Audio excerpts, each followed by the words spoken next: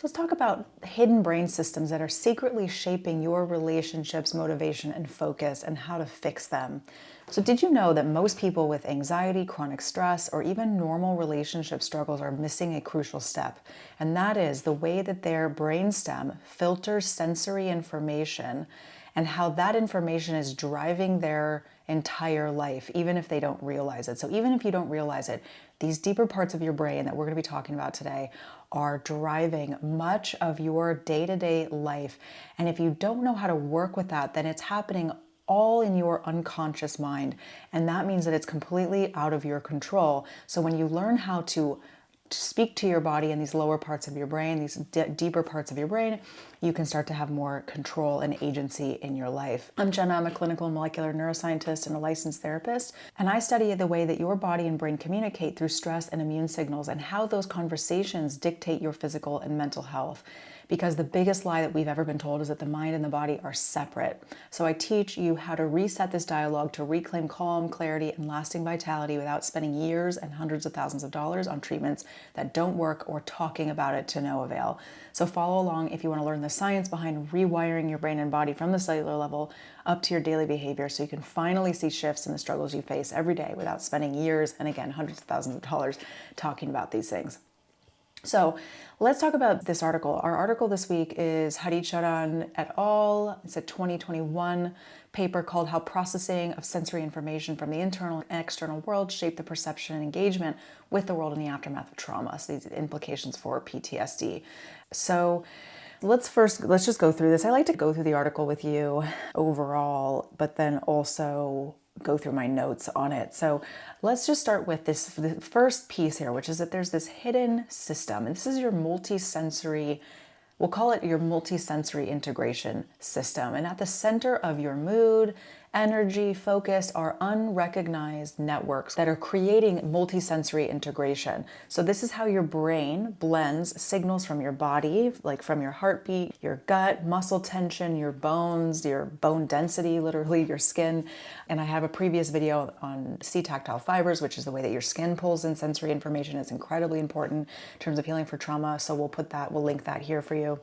And the environment, so how the body is taking in sensory information and pulling in both from the internal world, which is interoception, and the external world or the environment through. So that's exteroceptive sensory information. So sounds, light, touch, those are all exteroceptive information. So this integration happens first in the brainstem, which rapidly filters and routes sensory information to higher areas for emotional and cognitive processing. But this is almost never talked about outside of technical neuroscience circles. So I'm bringing it to you now because it's critical for you to understand this if you want to change your life in any way, basically. I want to show you what I'm talking about here. So sensory transmission in healthy people is where you have the brainstem receiving sensory information from within the body. Let me get my pen here. From within the body and from the surroundings. So we have our interoception and our exteroception. Then, so that's happening down here. You can see number one, and that sends information to the posterior insula. Then the anterior insula is sending information to the dorsolateral prefrontal cortex, where all of this information is being routed towards. So that's how you become consciously aware of your physical sensations. And so the way that this is happening in your brain is from the bottom up, not the top down. It's going from the brainstem, I'm going to use yellow here, from the brainstem to the midbrain, and then to the newest parts of the brain, okay? So if you want to change these things in your life, working top down, which would be from the prefrontal cortex down and trying to regulate yourself or over-regulate yourself. People are typically trying to do this through breath work, through cognitive behavioral therapy, through DBT, through EMDR, and these things are more top-down approaches because they're helping the neocortex, or the prefrontal cortex, manage the overmodulation of the deeper parts of the brain. These are healthy controls. So that's how it's supposed to go. It's supposed to get all connected well here together. And at a neural level, sensory transmission involves the relay of sensory input from the brainstem to the cortex, not the other way around. The brainstem is critical for receiving raw interoceptive and exteroceptive sensory information and then relaying this information to higher order cortical areas in the brain, including the insula and the prefrontal cortex. Okay, so the posterior insula receives raw sensory information from the brainstem and then relays this information to the anterior insula to create awareness of sensory experience. Okay, so if you're wanting to change anything in your life, I want you to think about this. I want you to put this phrase in your mind, which is the nervous system states speak. The nervous system states speak. So what that means is that your nervous system and your brainstem are creating much of your conscious awareness. And we know this in more traditional psychotherapeutic and psychological theories like Carl Jung and the collective unconscious, or Freud talking about the unconscious. That's all true. That's all correct in terms of that's happening, but they didn't know how. And the way that's happening is through this process, through these deeper parts of your brain that are then routing and determining the way that you are thinking, behaving, and feeling on a day-to-day basis. Now, if you've seen some of my other videos as well, the other thing I want to share here, this is my little brain diagram. A lot of mental health issues are happening where the subcortical brain is looping on its conversation with the midbrain, okay? So there's just and the neocortex is not able to manage that. Or the opposite way can be true. If this is our neocortex, the newer part of the brain, the newest part of the brain, evolutionarily speaking, things like dissociation, it looks like an overmodulation of these higher order brain regions where they're disconnecting you from your sensory experience, okay? And so this becomes problematic because this, in a healthy person and a mentally well person, these brain regions would be talking to each other effectively, okay? And much of our mental health issues and most of our DSM diagnoses, our mental health diagnoses, are coming from some kind of issue where either the subcortical parts of the brain are looping on themselves and then they're not bringing in the neocortex, or the opposite is true, where people are so disconnected from themselves that they are then that neocortex is being overmodulated. It's working too hard, shutting down all these subcortical parts of the brain. And I would actually say a lot of more people tend to hang out in this area when they've got, especially if they tend to overthink, if you overwork, maybe you're a high performer, but a lot of people can have a lot of dissociation going on and not even realize it. So I'm trying to keep these videos shorter, so I'm going to move on. Because I could go on for half an hour or an hour on each one of these. So let's move on to the next piece. So the brainstem is this hidden control tower, and it's like your body's ancient control tower. It's managing how you process stress, arousal, and even how you interpret social or work situations. And again, this has been shown, they did a study at MIT where they brought in, it was more of a sociological study where they brought in business executives and they had them create a business plan and present the business plan to the other people in the study. I love this study so much. But they also hooked them up to various physiological tracking devices. And so what they did was tracked the way that their physiology was presenting below their conscious awareness, and tracking who voted. So basically, if I brought my business plan in and I had to pitch it to the group, then people would vote on which one they would have invested in. And then they would ask them, why did you choose that project to invest in? And they would give all these rational reasons for their choice. But actually, when they looked at the data, the hard data, it was actually more about their physiological markers coming from the presenter that showed things like confidence in their product, regulation, their heartbeat, their breath rate, all these things that people weren't consciously aware of was actually what they were using to make their decision.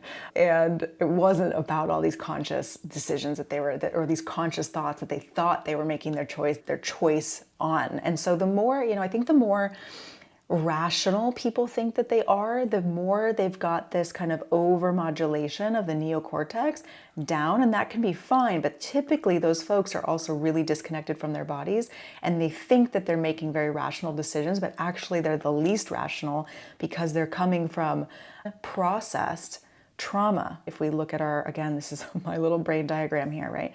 From unprocessed trauma, actually, and the unprocessed defensive responses and a lack of sensory integration that's going on in these folks, and they're calling it rational. This is also why we see I think that this is maybe will ruffle some feathers, but a lot of men, especially in the manosphere and the red pill content, say that men are more rational, but women tend to make better leaders. They tend to make people, if you see a female surgeon, you have better outcomes than a male surgeon across the board. So there's lots of examples of women actually being much more effective at being leaders, at being healthcare providers, at things like that, managing a family, managing large companies. Meanwhile, men are actually, they think that they're more rational. Again, this is more of like red pill, toxic, misogynistic viewpoints, but that men are more rational. It's not actually true, because men are the ones causing war. They tend to be really driven by testosterone. Most sex offenders are male, and most folks in prison are male. And so like we have to look at the facts of what does it mean to actually be a rational person. And this is just an aside. I didn't really plan to talk about that, but I think it's really important in terms of how women get pitted or made to look like they're not rational, because they're using more of their bottom-up processes and their sensory integration to make decisions. But actually this is wiser overall, because you're pulling in more information from the environment that is then being routed into your sensory awareness. And then when you have that information, you can make better choices, right? So this is not just about trauma. This is about, do you want to be a better leader? Do you want to have, I don't know, make more money? Do you want to have more time freedom?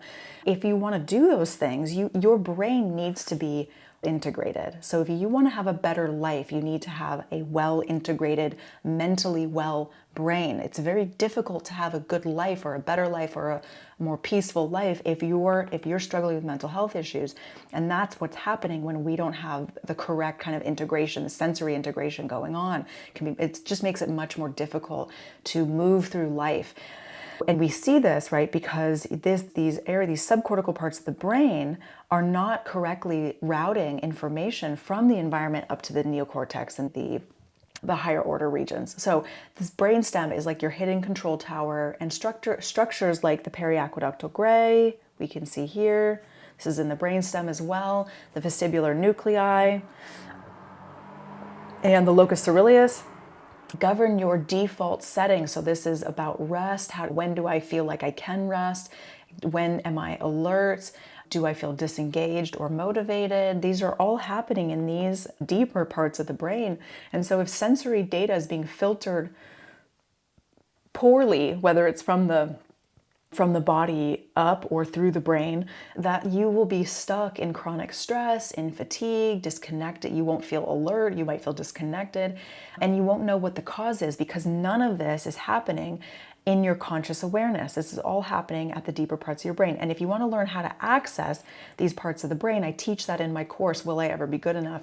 It's all about the biological effects of a toxic childhood, and nobody has a perfect childhood. If you want to start to learn how to connect to these deeper parts of the brain and in the brainstem, there's specific skills that you need to learn. And it's not affirmations, it's not cognitive therapy, it's not EMDR, it's not more breath work, it's interoceptive training. And I teach that in Will I Ever Be Good Enough? And I teach you all the neuropsychology behind that, both at the molecular level and also at the neuroimaging level. And then I tell you how to put it all together.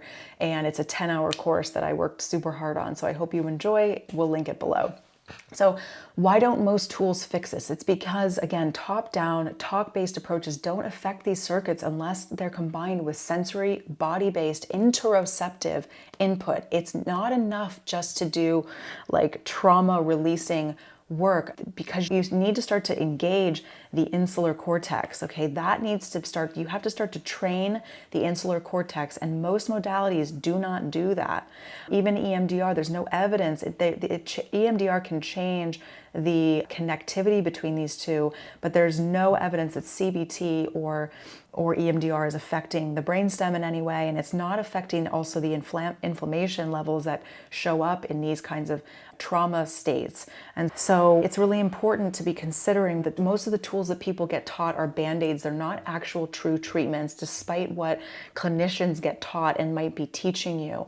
They're not. A lot of these trauma treatment trainings, I'm trained in all of them, are a weekend long, and they're taught by other clinicians they're clinicians, they're not researchers, they don't have a degree in research, they don't typically have, maybe the person that created it does, but then it gets filtered down and out, and they're just regurgitating what they get taught, and they will teach that things are somatic or that but they don't actually know what that means. Okay, so it's really important to be discerning. And the reason I'm not saying that to be negative, I'm just saying that because I tend to get a lot of the folks that are not helped by these modalities and nobody's talking about it. And so I think also there's a massive misconception as well about what actually works in these scenarios. And people will say, oh yeah, this, that, and this. And I'm like, no, it's not the same thing. And actually, you're just at 1% of what you could be doing and 1% of the healing that you could create in your life and the effectiveness that you could have in your life if you actually trained in interoception, trained your brain for interoceptive capacity. When the sensory network is even a little dysregulated from chronic stress, injury, or trauma, and your mood and motivation are going to be the first things to suffer, studies show that this underlies everything from low-grade irritability to clinical depression, even when traditional mental health symptoms are not obvious. So you might feel normal, you might feel like you don't need therapy, you don't need to do any of this work, but probably not if you're on my channel. Probably not. But if you want to be more effective in general in your life, even if you don't identify with having trauma, this is the key, okay? I've had so many people become so much more effective by doing this work than any of the 10 years of talk therapy and self-help that they did before. So for instance, like people getting into law school after failing to get in 5 times before, or people making 5, 6-figure business deals because they did this work with me. I'm not kidding. I should share the testimonials on the page. People getting into graduate school, people having better relationships, because this is what it's ruling your life. Okay, this is your subconscious mind. And until you know how to work with this, nothing's going to really change. You're just going to have to keep efforting through it. It's going to be a lot of work every single day. Hour of meditation, hour of yoga, hour of exercise. People are doing all these things that are so intense and so frankly ineffective in the long run. And they wonder why they have to work so hard. You shouldn't have to work so hard. Eventually, now you do have to process things out of these brain regions for you to feel really clean and clear again. But if you might notice simple signs like struggling with consistent focus, always seeking stimulation, always being scrolling on your phone, people might tell you have ADHD because your brain can't focus, because the connectivity is not going well, and cycles of energy crashes for no reason that doctors can figure out, or you're given a catch-all diagnosis that doesn't really mean a whole lot, and like maybe some meds, and like you don't feel better. So the other piece here is that there's this idea that dissociation and functional disconnect can go together. So up to 30% of people who feel fine, quote unquote fine outwardly, but are suffering with burnout or disengagement may have underlying sensory dissociation. And this is what I was talking about when I was talking about folks who think that they're really rational. Let's go back to my little squiggly drawing here. They think they're really rational, but they're not, because they're not actually pulling in enough sensory information to make a solid decision from the environment, right? And the insular cortex and the network connections that link the body awareness and executive planning effectively go offline, blocking feedback from the body, okay? And my theory about that too, when EMDR research, they say, oh yeah, people feel better, they feel better, but it's always a self-report measure. There's very little physiological data that shows that people are actually doing better. And they're pulling self-report data, which just says, oh yeah, does the person say that they feel fine? That's a very flawed way of pulling in data, because people could be dissociating but feel fine. That's happening all the time.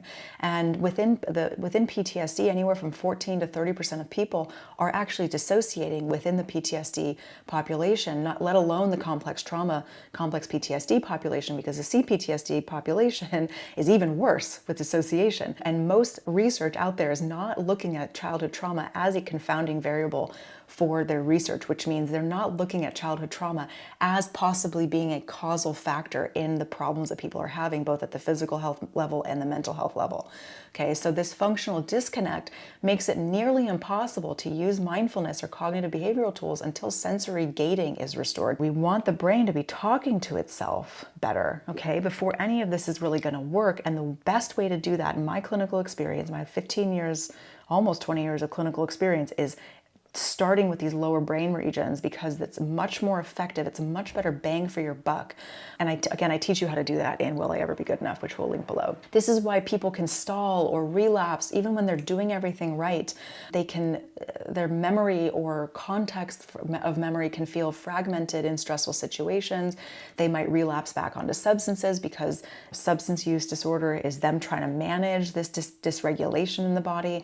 And so if you want to take control back, we want to do a few things, and these are backed by neuroscience. One, which is an active sensory reboot. So short multisensory routines, which again, I teach in Will I Ever Be Good Enough and in my membership. You can sign up for my membership once you have taken Will I Ever Be Good Enough, or when you check out with Will I Ever Be Good Enough, you can then choose to add on to the membership, which is a very affordable monthly membership where you can learn these practices from me 4 days a week live.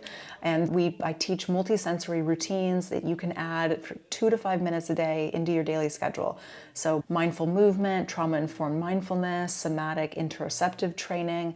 This shakes up everything going on in here, and it starts to reroute the issues that are happening in the brainstem, or at least it gives people more capacity to then do the trauma work, the real trauma work that needs to happen in order for the shock trauma to be released from the brainstem, okay?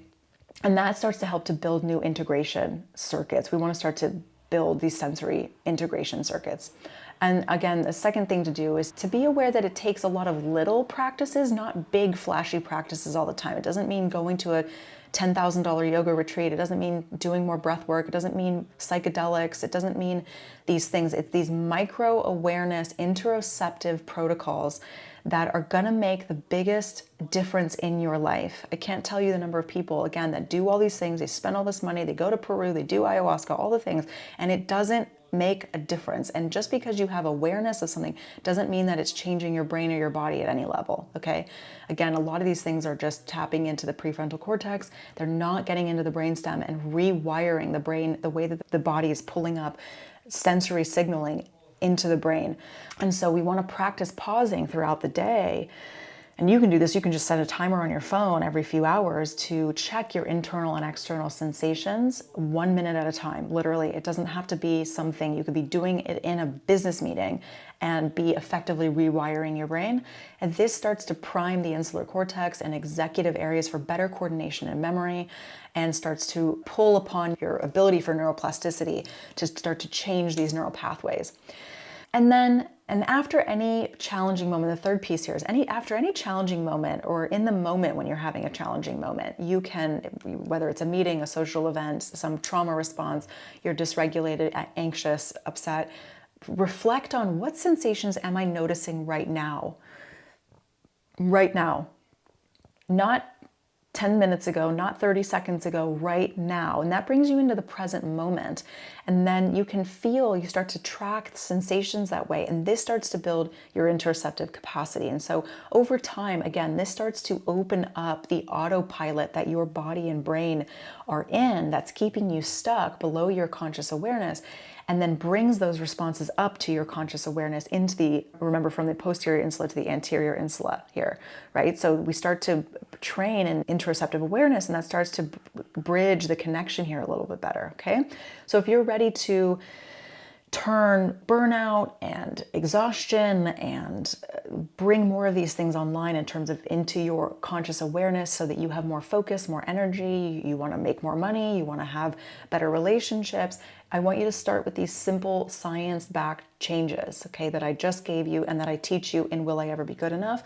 And then I also do a weekly neuroscience video and a neuroscience deep dive that's available on my Substack. So you definitely want to check that out too. So if you want more of that clinical hands-on support, check out Will I Ever Be Good Enough for the practical neuroscience coaching so that you can start to shift your real life, your day-to-day life, and then also practice with me on a daily basis in the membership. And you'll have access to hundreds of practices that are 2 to 10 minutes long that you can do every single day that are safe for trauma survivors and just safe for everybody, just to create a deeper sense of embodiment, whether or not you even resonate with having trauma, okay? So enjoy. I'll see you soon. Let me know if you have any questions below. Bye.